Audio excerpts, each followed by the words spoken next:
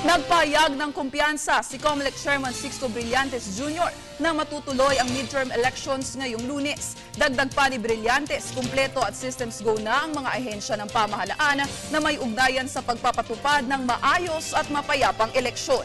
Para sa detalye, balitaan mo kami, Noel Perfecto. Tiwala si COMELEC Chairman Sixto Brillantes na matutuloy ang pagpapatupad ng automated elections sa Mayo 13 ng taong kasalukuyan, meron man o walang kontrobersyal na source code. After the certification by the SLI in February, after that, tapos in-assure na kami ng TEC, yung Technical Evaluation Committee, sinabi ko whether we get the source code or not from SLI and from Dominion, we will proceed with the elections. Itong pinagdiinan ni Chairman Brillantes matapos ang pagtanggap ng komisyonado sa PPCRV o Paris Pastoral Council for Responsible Voting bilang isa sa 5 accredited poll watchers group na tutulong sa COMELEC hinggil sa pag-educate sa mga botante at ang pag-anunsyo ng talaan ng bilangan sa national level. Ang 4 pang accredited private groups ay ang NAMFREL, ARMM, CCARE at ang One Vote.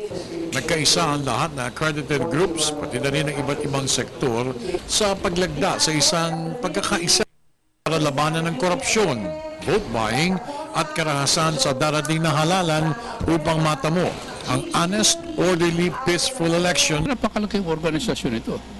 They've over, I think, 250 to 300,000 people, volunteers. Pinaka-main duty ng PPCRB, NAMFREL at iba pang mga ano? Poll watching on election day. Voters assistance. Voters education, tapos na. Voters assistance. I would like to ask for help to please the good people here. Help me thank you and clap, a loud clap for yourselves, please. Kasama rin nagbigay suporta at dalangin si Luis Antonio Cardinal Tagle sa pulong ng mga ahensyang nagpapatupad ng national at local elections 5 araw mula ngayon. Nandun din si Ginoong Bert Lina ng Air 21 na naghayag de-deliver ng ikatlo o ika-4 na kopya ng resulta ng talaan o bilangan mula sa mga probinsya patungo sa Kamaynilaan, libre at walang gastusin sa COMELEC. Tungkol sa mga balitang dumarami umano ang election-related incident sa bansa, sinabi ni Brillantes na masyado lamang umanong nasasarapang gumawa ng istorya ang mga kaibigan nating mamamahayag sa probinsya, kung kaya't napapalaki ng mga ito ang istoryang panglokal lamang. Ngunit pinaghahandaan naman ng COMELEC at PNP gayon din ng AFP ang mga posibleng mangyayari sakali magkaroon nga ng kaguluhan at kalituhan sa darating na midterm elections. We're monitoring peace and order situation, possible vote buying, and then the general instructions kung paano magboto para mabilis.